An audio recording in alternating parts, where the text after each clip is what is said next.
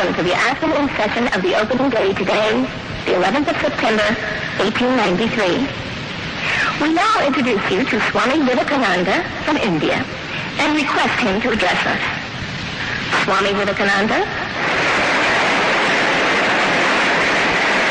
Sisters and brothers of America,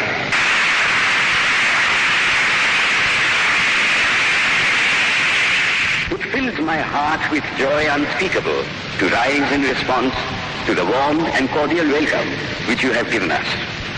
I thank you in the name of the most ancient order of monks in the world. I thank you in the name of the mother of religions. And I thank you in the name of the millions and millions of Hindu people of all classes and sects.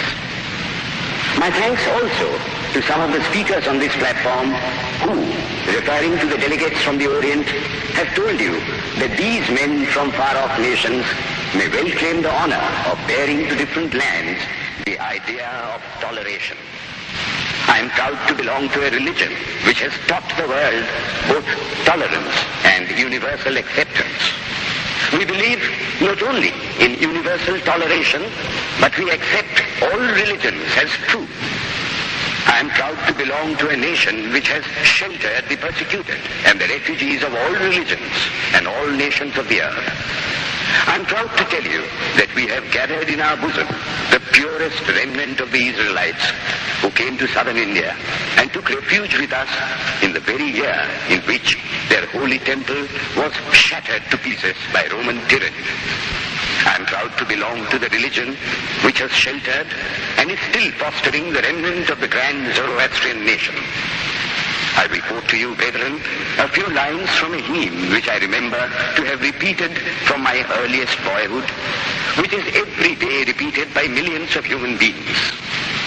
As the different streams, having their sources in different places, all mingle their water in the sea, so, O Lord, the different paths which men take through different tendencies, various though they appear, crooked or straight, all lead to Thee.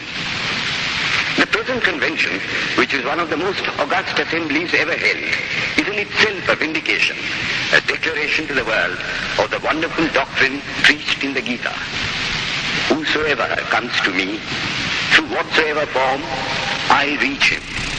All men are struggling through paths which in the end lead to me.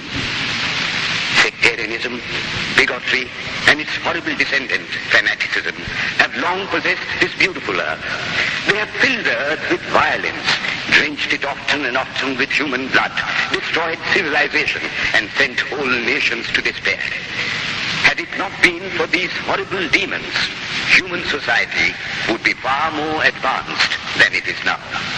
But their time is come.